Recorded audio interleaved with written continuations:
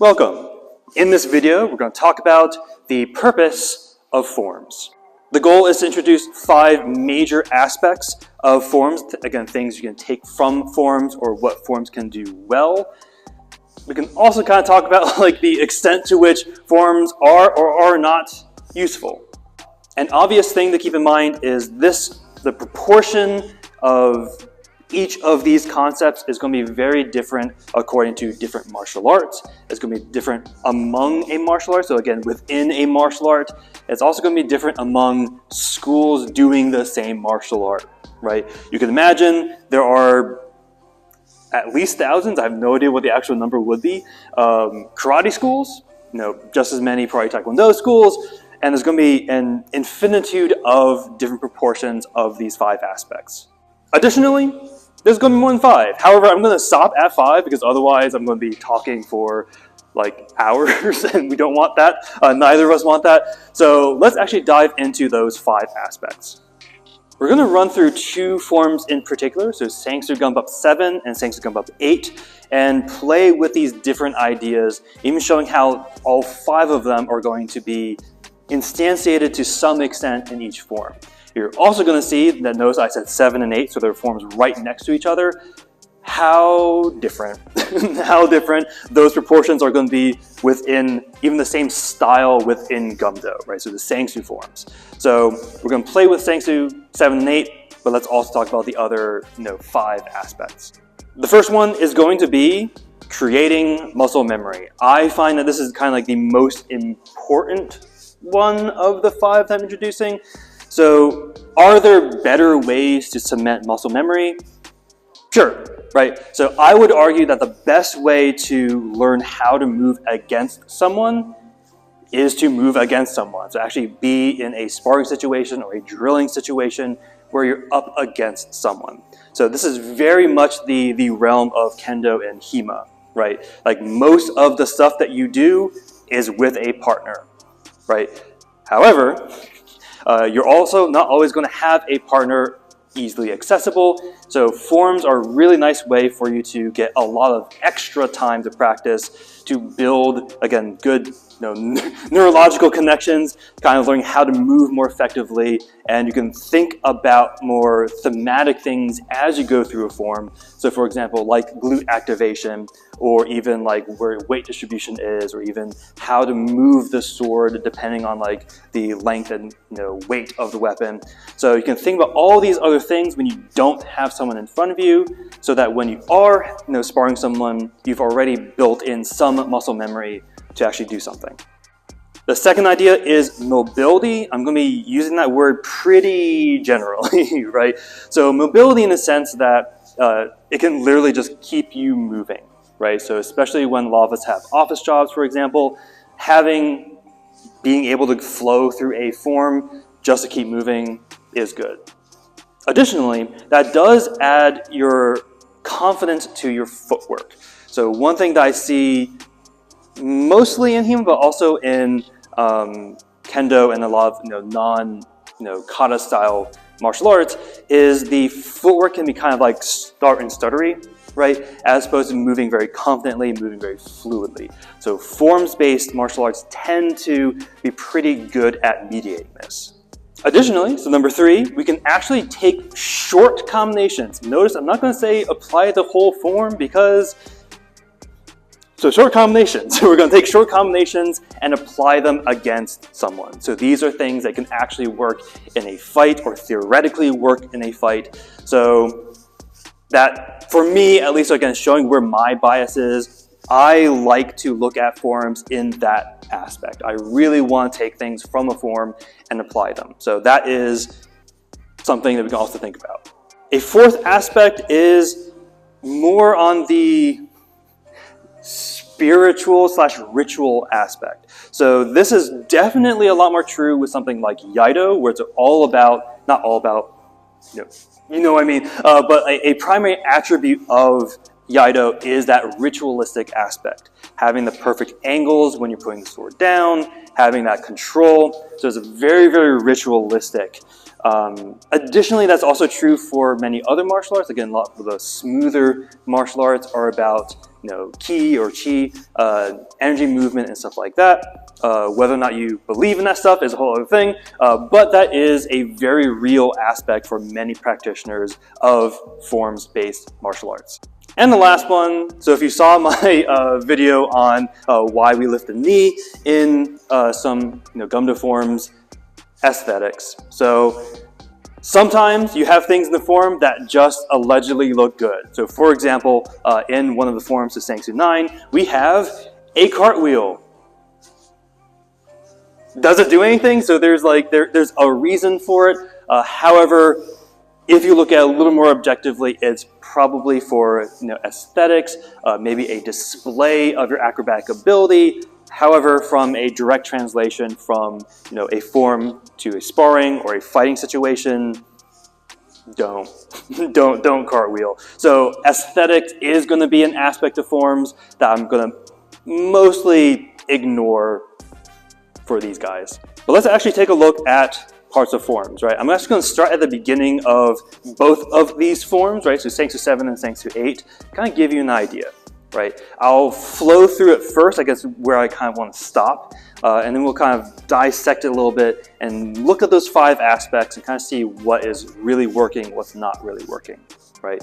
So Sang Soo 7, right? I'm going to start facing this direction just because it's going to be a lot more linear and hopefully you can kind of see a little bit more. The idea is someone's being sassy with you, you're going to draw into a giant center cut in a very deep bend, and drawing back into chiate.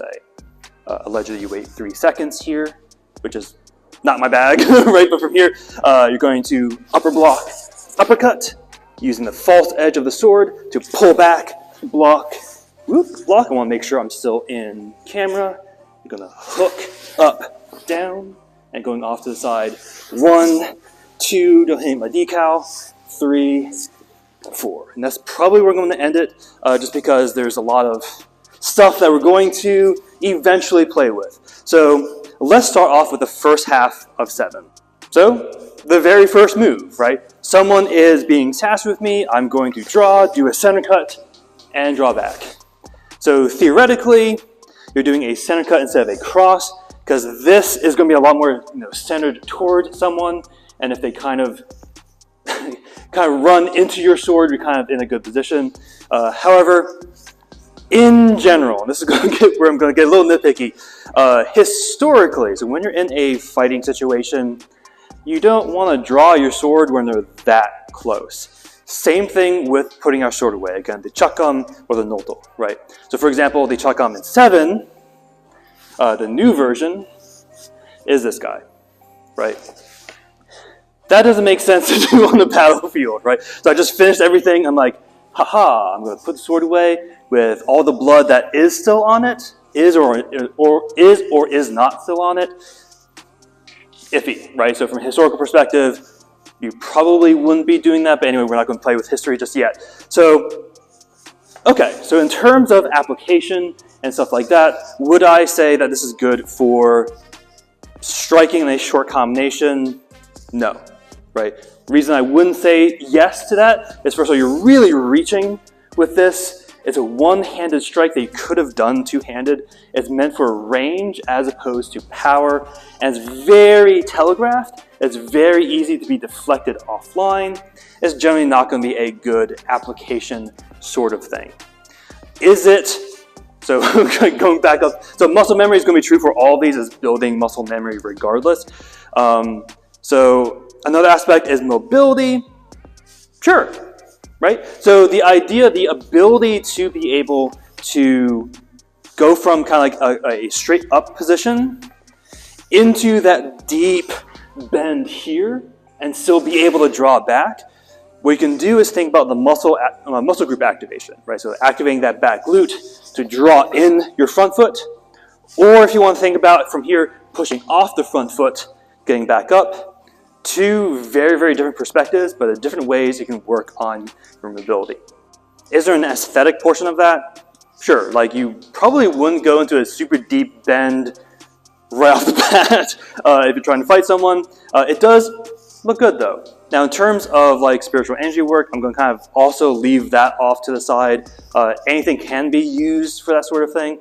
but it's not as ritual, for example, as our like Yaido or something like that. So anyway, so from here, let's actually get into the fun stuff. So here, doing an upper block using the false edge into an uppercut does work in combat. So I've used this in, I've used a modified version of it, but the idea of using your false edge, the back of the sword, to broadside either an incoming strike or someone's straightforward guard, which don't do. it's not that strong. But striking a sword out of the air and then countering either with a shorter range, wrist strike, or with a longer range rib strike, if you really knocked it out, does in fact work, at least to a certain extent, right? Or at least it can work.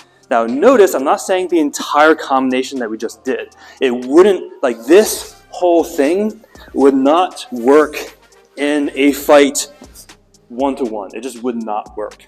However, now this is what I'm gonna do with these short combinations, right? So we can do 1, 2. You can also think about the uppercut, then using the false edge, the uppercut hitting the sword out of the way, coming with a strike. Yes, right? So notice you can kind of have a rolling interpretation of this, right? You can take really, really short combinations with any form, see if they work in a fight, and sometimes they can, right? And just kind of like finishing up this combination, right? So we can strike, we can think about strike. Does that work in terms of application? No, not really, because you're stepping directly away and you're also opening up your chest as you're striking. Generally speaking, it's not going to be a very good way to retreat from a situation. However, does it work on footwork? Sure, right? So still work on that mobility. You can think about, again, almost like sucking back with your glute this way and really work on maybe the stretch or something with the bend of the leg. We can do that. So the next move would be a parry, right? So if you're making contact here, so the sword is in contact and you parry, tucking your leg in, here, and counter. That is also something that can work. Again, these are all really good short combinations that can work in a fight. I did this accidentally in the kendo match and the guy was not pleased and the judges were confused because it's not a kendo move, right? You're not supposed to be doing that. However, when you actually have a good traction, especially the more curved your sword is, having that parry is actually very effective if you can land it. So from here. The next two moves, and we're going to move on to 8, right? So here, one-handed, and then grab, block, right? So this one you will need to do a lot of finagling with, right? So again, going down through it, does it actually work in a fight? One-handed strike. What I don't hate about this is it's teaching you to strike one-handed and then immediately try to rebound, which is what you should do if you ever do a one-handed strike, right? At least if you're used to using two hands, going into a one-hand strike into an immediate rebound is a good thing to kind of keep in mind. So it is both application is a little bit hard to push that way. However, it is also active in the mobility and building muscle memory, so that's not too bad.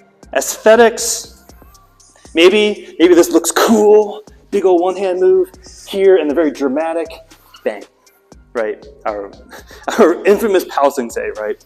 So are there aesthetic elements? Sure. Are there ritual or spiritual elements? Again, maybe, but it's not super evident there. So the reason I chose 7, first of all, it's my favorite Sangsu form, so bias there, right? But 7 is a lot more about the application of something, right? Let's take a look at 8. I'm trying to find the right angle, right? So from here, let's just show you first. let's kind of like look at this together and just kind of tilt our head a little bit, right? So from here, partial draw, right? So allegedly, there is someone there and there.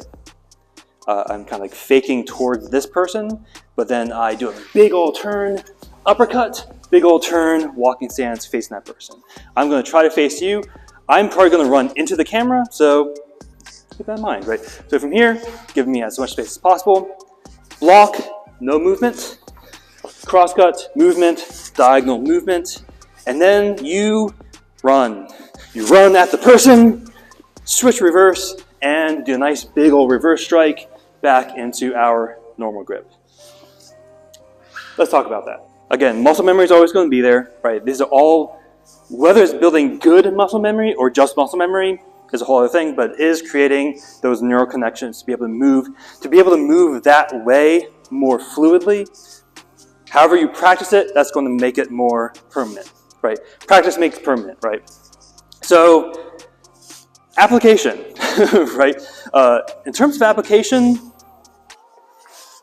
again, if you're drawing your sword this close to where you can actually cut this person with a spin uppercut, that's bad. So this is not an ideal situation for you to be in.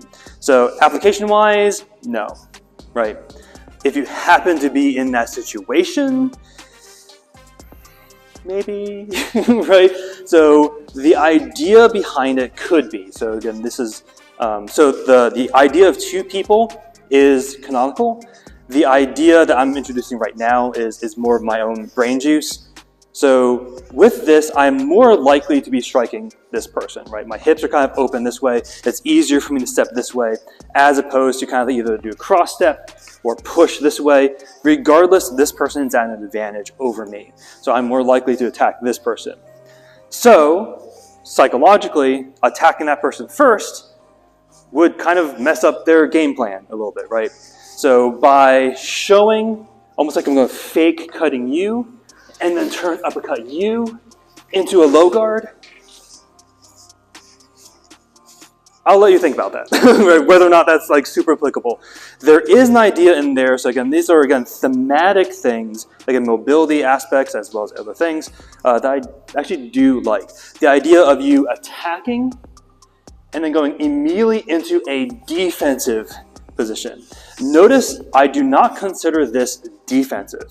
This is kind of like a jack of all trades, master of none. This is just you not being immediately attacked. This is neither offensive nor defensive. This is a good defensive position, right? I can really use my back of the sword a lot more to really strike something out of the way. So going from an offense position to a defense position fluidly is good. So application, thumbs up, right? From here, the actual cuts, let's think about the cuts in isolation. Hitting their sword out of the way using the false edge. Okay. Hitting the same side. Okay, right, because if you think about what's going on here, my sword is knocked offline. The only way I'll be able to, not only, but a way is I'll drop it back this way or do like the weird inverted block this way. So hitting the same side, so psychologically interesting. And then if they were successful blocking this way, again, noticing they're either here, here, or some variant, going into the other side where it's probably going to be even harder for them to block, good. So the theory behind it is okay.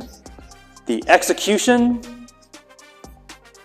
right? So the first part, maybe not so bad, right? Hitting the sword out of the way, not moving. Okay, if they were that close in the first place, definitely throw out a block to get them out of the way. You can't stay still when someone is within that distance, right? Hitting the sword out of the way, quickly countering, noticing these are short steps, also okay, right? Because you're already engaging in your range, right? So you don't want to do any major steps that would, compromise your positions. Obviously, something that I would not like from an application perspective, again, noticing that's really what I'm highlighting the most, is I am just going straight at you instead of maybe going, on an angle here, and maybe get a little more power depending on, again, the geometry of my body to my sword. Well, what's the next move, right? From there, what do? I am going to run straight at you and do the same exact 3 cuts.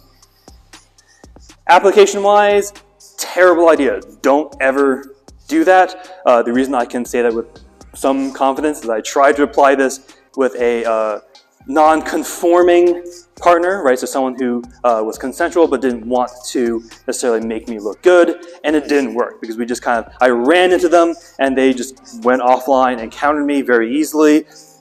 Don't run at people, right? So from an application perspective, not great, right?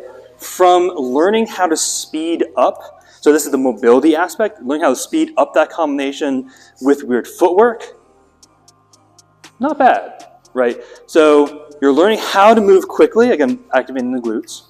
You're learning how to still cut while moving quickly, okay, and learning how to, maximize the speed and power without compromising your ability or compromising your footwork.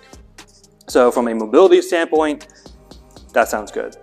Aesthetics, it looks goofy to me. I'm sure it looks good to someone. So aesthetics is that's not the main thing there. And likewise with the, again, ritualistic aspect, also not really there.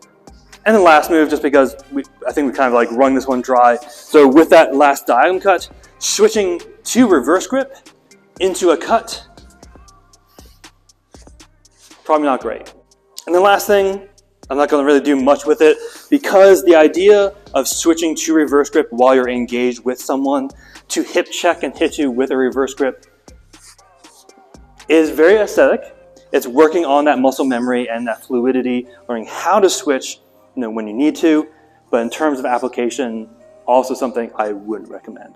As you can tell from my flashing blue microphone, I'm running out of battery, so hopefully the audio is still happening. So quickly closing, right? So these 5 aspects are relatively universal with many different fluctuations, right? So again, some have a lot of the ritualistic aspects, some have virtually none. Some have a lot of that fluidity in movement, some are very stop and start.